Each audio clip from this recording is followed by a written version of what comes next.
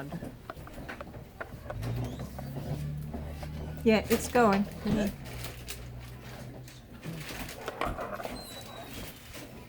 Whenever you're ready. Okay, so first slide.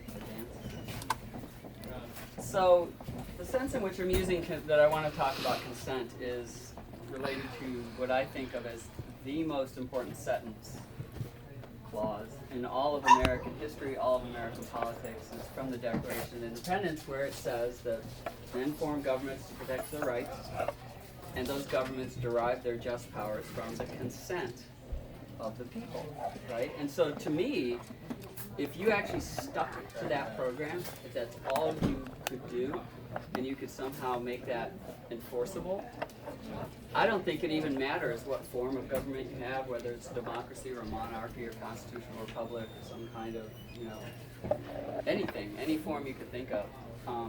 As long as all it can do is protect rights, and as long as it has to operate by consent, I honestly don't care about any of this. So, next slide. So, what do we mean by consent?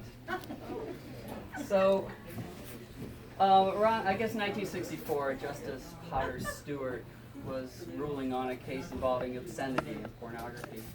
And he was being asked, well, how do you define obscenity? What does it mean? And he said, I can't really define it, but I know it when I see it. Which is a hell of a way to run a country, right? That you don't know what the law is until you ask some guy or a small set of guys what their opinion is on something. But for me, the first thing that occurs to me when I think about consent is illustrated by an example, which is you ask yourself, well, how many people can vote? How many people have to vote to raise your school taxes, or to create a jobs program, or to take money from this guy and give it to that guy, or to start a new tax? And it's 51%, or 2/3, or 3/5. And then you can ask, how many people, at any scale you want, would have to vote to take your kidney if you didn't want to give it up?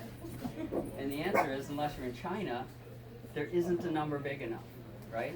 And that's the sense in which I mean consent. Consent, unlike rights, as they've come to be understood, is absolute. You have consent, or you don't have consent. And that's, as far as that goes. So actually, it's fine. But Do you want me to not? so one of the things, Fine. it's easy to always say, well, they meant by consent, they meant majority rule, right? Yeah, that's what they meant. But there's a really nice piece of the federal Constitution that actually says that's bullshit. And it's this: if you look at Article 5, which describes the process for amending the Constitution, it lays out some supermajorities, 2/3 of each House of Congress, 3/4 of the states. They can force something on everybody else. But there's this little jewel, which is no state shall be deprived of its equal suffrage in the Senate without its consent. So again, here's the thing: they know all the states against one. It doesn't matter. Consent stands alone. If you have consent, if you need consent, then it doesn't matter how many people will vote for something. So, what does that look like, right? So you think about, well, what would a government by consent look like? Isn't government supposed to make people do stuff? And kind of. I just saw this the other day. Somebody said, government isn't there to force people to do things. It's there to punish them when they don't do the things they're supposed to do. And for me, here's how I think of consent and a government by consent. I can sit down and make a to-don't list. And on this to-don't list is everything I don't want other people to do to me. I don't want them to kill me. I don't want them to assault me, which would include things like rape.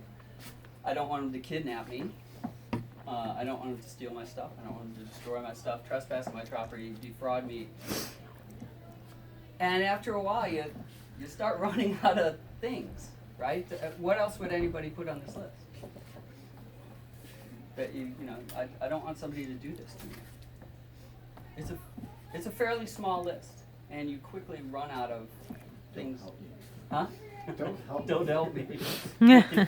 Okay. And so the way that I understand a government by consent is basically you would have lists like this, which for a large number of people would have a large amount of overlap. And they would say, because I don't want this to be done to me, I consent to be punished if I do it to somebody else. So this is essentially Hillel's version of the golden rule. The way he said it was, what you find hateful to yourself, don't do to anybody else. It's just, it would have some enforcement behind it. But that's a way of thinking for me about consent, okay, and what a government by consent would actually look like. So next slide. So the words "to me" in there, I don't want somebody to do something to me, are critical.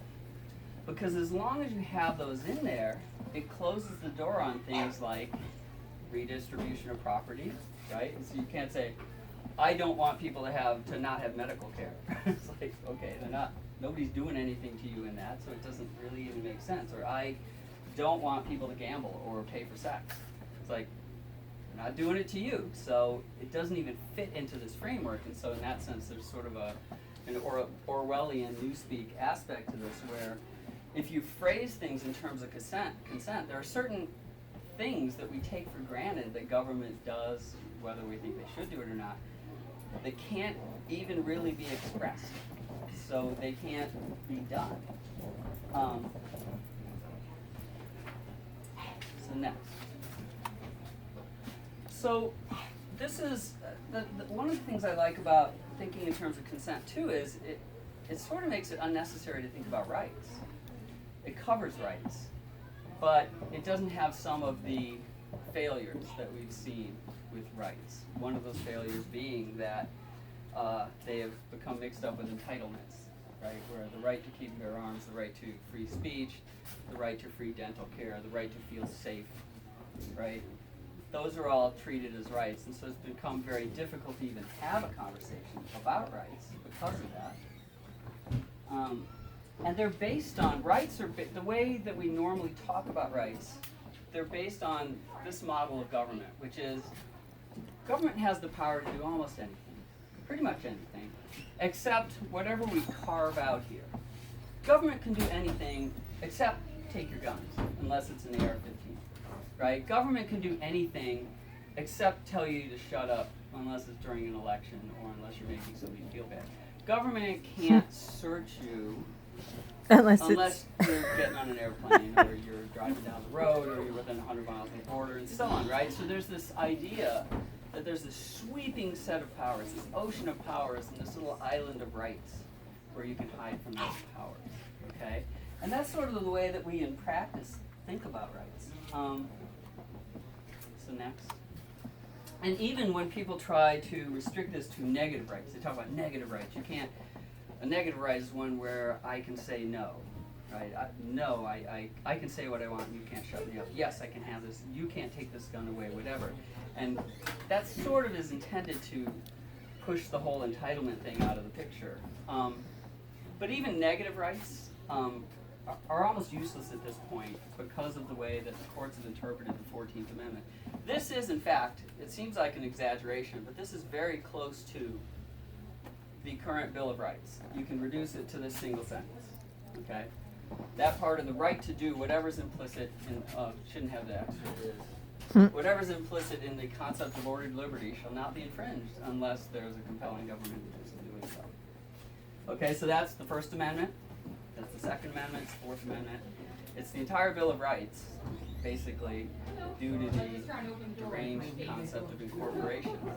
So, rights in that sense, when you say, well, I have a right to do this, well, you don't, unless some judges, I don't know if people are familiar with this phrase, implicit in the concept of ordered liberty. This is great. So, the meaning of that is, suppose you're a judge, and you have this idea in your head, which isn't necessarily the same idea any other judge has. You have this idea in your head of this mythical thing called a free country. And somebody says, well, do we have the right to have an AR-15? And he goes, well, and you go, well, could I imagine a country that I would still call free if you can't have an AR-15 in that country? No, I can't. Therefore, that's implicit in the concept of ordered liberty, right? Or if I say, well, can I imagine a free country in which it's okay to tell people to shut up about elected officials within a certain amount of time? Yeah, I can imagine that. So that's not, the freedom to talk about candidates is not implicit in the concept of ordered liberty. It is just this thing that they do, and they can claim it about anything. So there's a couple of hurdles that a right would have to clear. The first one is incredibly different, and the second one's basically, it's impossible. Oh, people need to feel safe, therefore you can't go to church. Oh, people need to feel safe, therefore you have to run your restaurant at 25% capacity. Oh, people have to feel safe, so we can do strip searches before you get on an airplane. So even that concept of rights, which is why in my thinking I've more or less moved away from the concept of rights. I'm not that interested in them anymore as a concept, but I'm very interested in consent. So, next slide. So this is a different way. I'm still using the word rights and powers because I stole these from something I wrote for Granite Rock, but this is a different way of thinking about what's going on. That in fact, you have the right to do anything you feel like, except if you've consented to a law against it. So now there's just this little set of things that you've said, I don't want this done to me. If I do it to somebody else, I consent to be punished. I can't suddenly claim, oh, I didn't agree to this, okay? And so, whereas in the other case, rights were continually squishing powers and pieces of rights were floating out of here, now the powers are only there to the extent that you actually need a group to help you accomplish the protection of your rights. And so over time, this should actually grow smaller. So this is more, I believe, the picture that they had in mind when they wrote the Declaration of Independence, that you have rights and you cede some powers. For the simplest example would be, I don't want somebody to steal my shit. Well, what if somebody does? Well, how do I prove that they did? Well, we might have to do a search. Okay, so I will consent to a search under some circumstances. You have to have a good reason to believe that, I did it, and you'll have to have a good idea of what it was I had and where I hid it and whatever. Not just you'll come into my property and look everywhere, but you have to really have some idea. And I consent to that because I know that if somebody's stolen something from me, they may have to consent to that kind of thing in order for this protection system to work. But those are all these powers that government would have under this system, under the Declaration of Independence, would be things where you basically said, yeah, I agree that that's necessary and I'll go along with that program. So anyways, there was a phrase that I heard it once and I really liked it. There was a Russian nobleman who was asked, what is the form of government that you have in Russia? And he thought about it and he said, it's monarchy tempered by assassination. Right? And so I think of this as one of two choices that we have. We can have rights that are tempered by powers, or we can have powers that are tempered by rights. So far we've chosen the other one, and it's a big, big mistake. But that's the choice that we have. So next. So when I talk to people about this, the first question that comes up is, well, what if I don't consent? Well, I don't consent to be punished for stealing or killing somebody or doing whatever. And the answer to that is just, what we're talking about is a mutual protection society. I'll protect your rights and your property and you protect my rights and my property and me, and that's as far as it goes, right? And if I don't consent, it just means I can't call in everybody else's help. Somebody steals my stuff, I didn't consent not to steal, so people can steal from me freely, right? Now, my friends and I might be able to defend everything, but the nice thing about having a society where, by and large, people have consented not to steal is I can go away for a day or 2 days. I can go to Hawaii for a week, and I have a reasonable expectation when I come back, my stuff will still be there, which is important. Because I've consented not to steal from other people, they've consented not to steal from me. That's sort of the way it would work. So anyways, you could be you against everybody else, and good luck, right? And this is not this is not even a particularly new idea. If you look around at some of the older houses in Philadelphia, you see these medallions for the fire department. And what it means is that when they were first organizing fire departments, people paid a subscription. And they would go to the fire department and say, here's some money, and if my house ever catches on fire, come and put it out. And the interesting thing was, if a house caught on fire that didn't have one of these, the fire department would still show up, but they would just keep the other houses from burning down, the ones that had medallions. That's who they're there to protect, right? That's essentially providing those services by consent. Look, if I don't want it, I don't have to have it. I don't pay the subscription. I take my chances. And that is the nature of a government by consent.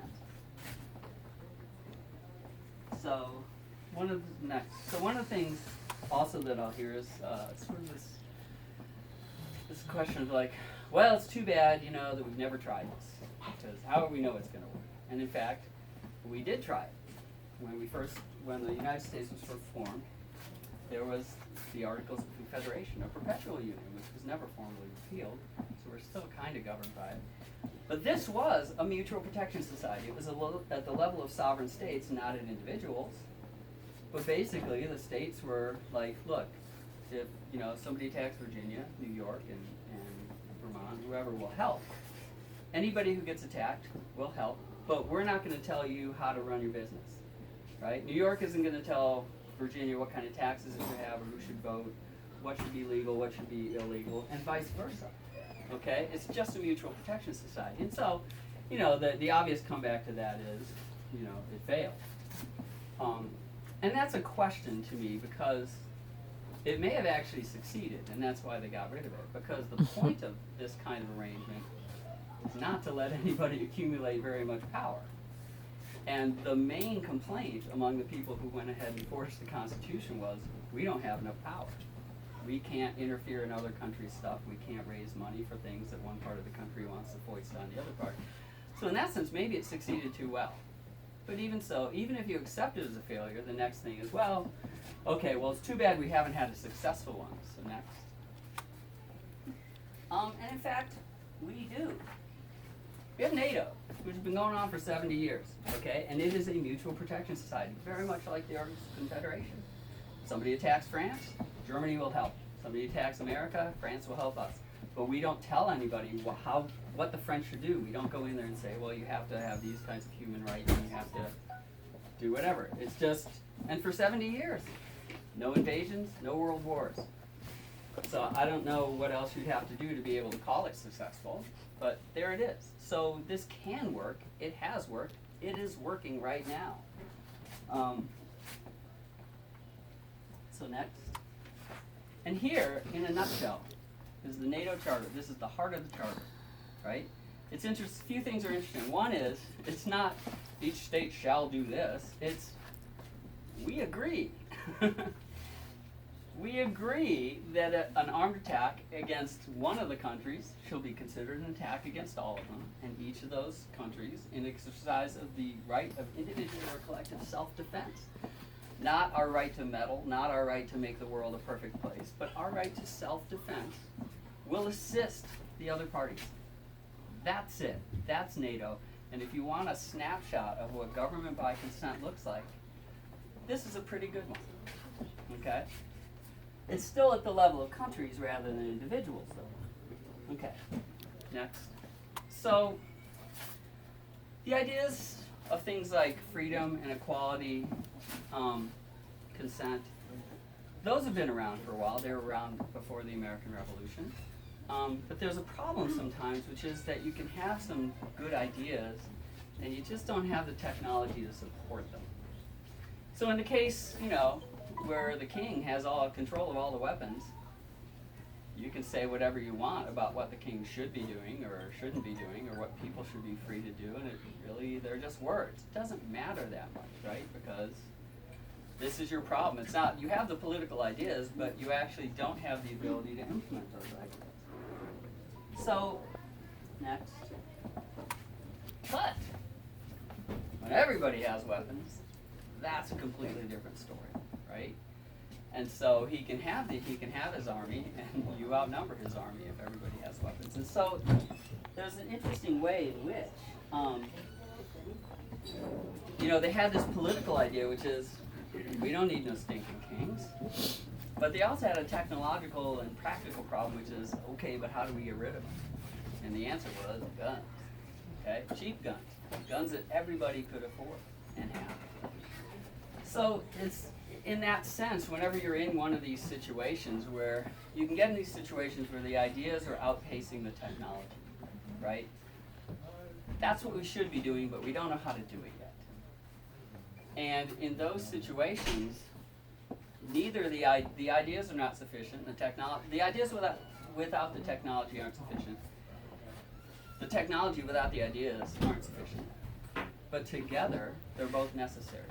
And so this is one of the things I want you to keep in mind, that sometimes you know what you should be doing and you haven't figured out a good way to do it, and the technology can change that. And it's important to understand, to always keep in mind, what was it we were trying to do again, right? So,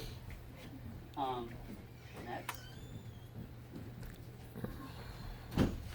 So, we moved, the technology allowed us to move from what we might call the age of royalty to what we might call the age of majority, right? Where there's now majority rule. People are ruling themselves. Or we might nowadays call it the age of Karens, right? And the idea is that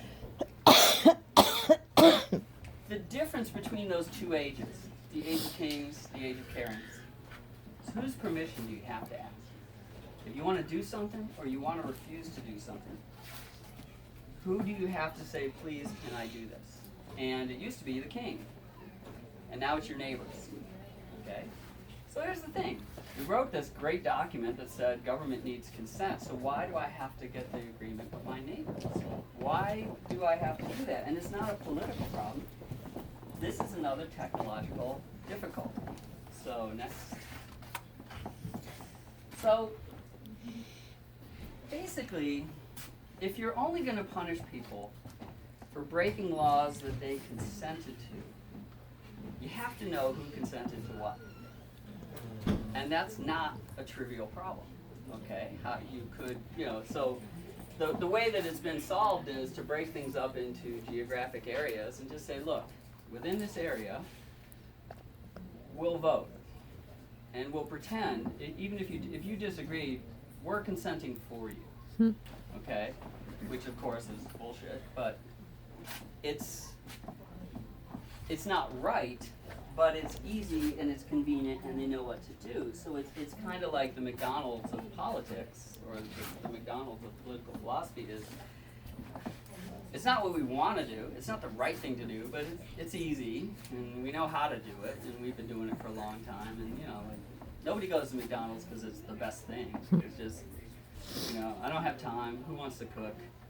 I just want the kids to shut up. Whatever, you go for a bunch of terrible reasons, but it's easy. And that's what this is. Majority rule is easy. And that's why we do it, because we can always say it's too hard to let people consent. How would we ever keep track, right? It's just, we can't do it. So, next. So how might we do this, right? So let's go back to the original problem. The original problem is, how do you know who's consented to what? Okay, and so you could use clothing. You could dress up a certain way, like, in some sense, like Orthodox Jews in Jerusalem, they dress a certain way, and you know what they're about. You know which rules they're following. The problem with that, or they could wear badges, you wear special hats, patches, whatever. The problem with all that, of course, is, things like badges, those are easy to fake, right? So that doesn't really work. It's too easy to fake them, and then it's too easy to even say later to lie about it, to say, well, I wasn't doing that, I didn't have that badge, I didn't have that shirt on. So it doesn't really work. So the question is, wouldn't it be wonderful if there was a technology where you could easily verify things, And you could do that almost everywhere. And it would be really difficult to fake. And it'd be impossible to lie about later. Anybody know anything like that? Does sound- Cryptocurrency. Huh? Cryptocurrency. Right. So, next. Right. Basically, public ledgers. Not necessarily Bitcoin, but blockchain or some other way of accomplishing this goal, where if it's done right, it's unfakeable. You can't lie later about what happened. And if anywhere that there's a network, which is increasingly pretty much synonymous with everywhere, you can verify it. Okay? So you could actually at this point meet some person or confront some person and check them out and just say, oh, you know what? Oh, yeah, you didn't consent not to smoke pot. Go away. Or, just have fun. Have a good time. Oh, you didn't consent not to pay for sex. So sorry to bother you. I'll just go over here. Right? So you could actually do that. This problem was previously unsolvable. And now that's not the truth. That's not the case anymore, right? And so what I'd like to claim is that public ledgers and other network technology, in ways that I'll mention in a moment, can actually take us from the age of majority to the age of consent. A time when people actually could consent to laws and not be punished for the laws that they didn't consent to, because everybody can verify what you agreed to. Right? So that's my big hope, that we could go in that direction. So next. This is a phrase. Anybody seen this phrase before? Anybody familiar with this? I loved it, like in college, and I loved it because it felt like the world champion for taking a big amount of knowledge and thought and compressing it into a minimum number of words. So it's ontogeny recapitulates philosophy. And what it means briefly is this, that if you look at a fetus, the fetus will go through the same stages in its development that the species went through during its evolution. So, if human ancestors had gills, you'd expect to see a fetus have gills. And in fact, you do for a little while. And they would have tails, and they would have webs in their feet, or whatever else was back farther in evolution. So here's the thing, is this true? It's not actually true. But it's kind of true enough, in the sense that it's true not in the way that the law of gravity is true. It's true more in the way that a compass that points to magnetic north instead of true polar north is good enough to get you going in the right direction and keep you from maybe going down the wrong blind alleys. And so, we might, to use a phrase that I learned at NASA, we could say it's true enough for government work, right? So I would like to add my own version of something like this. Topology obviates geography, which just means increasingly, in terms of your interactions with other people, it really doesn't matter very much anymore where you happen to be, or who's next to you, or who's in between you and the people that you're interacting with, right? And this is the magic of networks, that my best friend could be in another country, and we could communicate regularly. I can buy things without having to have a store nearby. I can collaborate. If a bunch of us decide, oh, you know what, the Metropolitan Opera in New York needs some money, we can all contribute. You don't have to live near there. You don't have to ask anybody else. It just doesn't matter. There are still going to be some things where, say, pollution is involved, but for the most part, again, it's not completely true. It's true enough for government work. Just thinking about it can actually, I think, help move us in a good direction by looking for ways in which it might be true, right? What other things do we not have to do geographically? And as we find those, you would see in that earlier picture of rights and powers, as you find things that you don't need to be near anybody to be doing, the powers actually will shrink and shrink and shrink until they only contain those things where you have to actually deal with, use something like majority rule because you can't verify something. But that should always get smaller and smaller, right? And so, the two big bugaboos, I think, are single-payer programs. I want to have single-payer school. I want to have single-payer medicine. I want to have single-payer, insurance. I want to have single-payer retirement. I want to have single-payer clothing. I want to have single-payer food, whatever, right? And here's the thing. The traditional the traditional approach is to say, well, I have to get everybody in this geographic area to go along, or at least get to the point where I can outvote the ones who don't want to go along. But really, if you're just doing something like pooling resources, most of which are money, you could just, everybody who wants that can pay into it, send the bills in, get them paid, everything's fine, and leave everybody else the hell out of it, okay? Which you can't do when everything is geographically based by necessity, because, look, I can't just, I mean, now you just send your taxes right to Washington or to wherever. Before, you had to collect them in some place, and then collect them and take them in. So that is, I think, a key to moving from the age of majority to the age of consent.